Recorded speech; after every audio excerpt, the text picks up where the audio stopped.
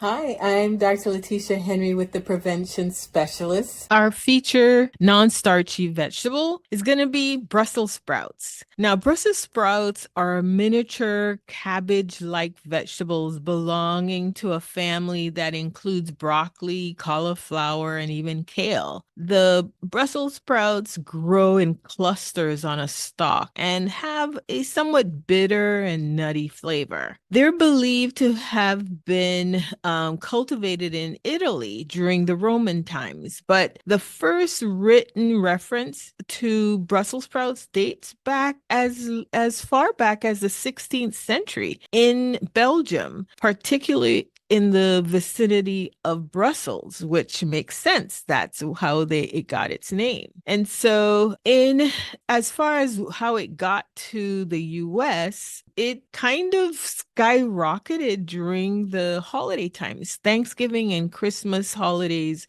you would see Brussels sprouts landing on the dinner table, and it's become a seasonal favorite. It just so happens that the peak season to harvest Brussels sprouts are during the winter. And so usually between the months September through February is when you're going to see them the most because their flavor improves after the first frost. Now, Brussels sprouts are rich in vitamin K and vitamin C. They actually provide over 100% of the recommended daily value for these nutrients per serving, which is usually about half a cup or so. They are also a really good source of fiber, vitamin A, folate, manganese, and some potent antioxidants, which help in so many ways to prevent disease, especially cancer. So, Brussels sprouts can reduce the risk of certain types of cancer.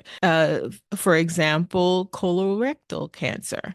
There are natural compounds found in Brussels sprouts called sulforaphane and glucosinolates are known for their anti-cancer properties. There was a research study published in the Journal of Nutritional Biochemistry that suggested when you eat Brussels sprouts, it can or may reduce the risk of cancer because of these natural compounds. Now, to prepare them, you want to trim off the bottoms of each of the Brussels sprouts and remove any yellowed or damaged leaves. They can be cooked by steaming, boiling, roasting, or sauteing. They're very versatile. To preserve Brussels sprouts, like if you have an excess amount of them, you want to blanch them in some boiling water for a few minutes, then freeze them in an airtight container so that you can use them in the future in soups or stews or stir fries.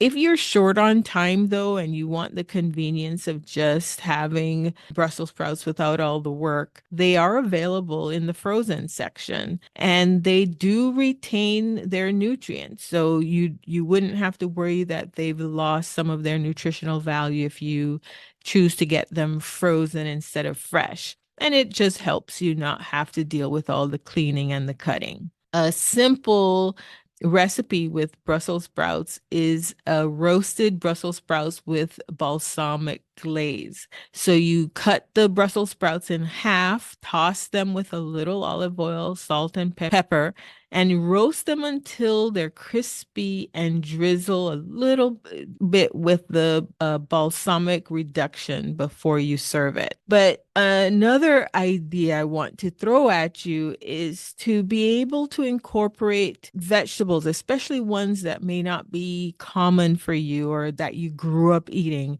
incorporate them in some of your cultural foods. And so callaloo would be an excellent one to do with this with. If you shredded Brussels sprouts and added them into your callaloo, it will provide another layer of flavor, texture, crunch, that will complement what's already going on in your callaloo. But again, it's going to also enrich the nutritional profile of this dish. So consider, if not with your callaloo, some other dish that you can add some shredded Brussels sprouts to, and your body will love you for it. So I want you to consider embracing this. It's a unique taste, a very distinctive taste for a vegetable, but because of its nutritional value, it can do amazing things for your body, and it's something I want you to consider incorporating into your diet. This is Dr. Letitia Henry with the Prevention Specialist, reminding you,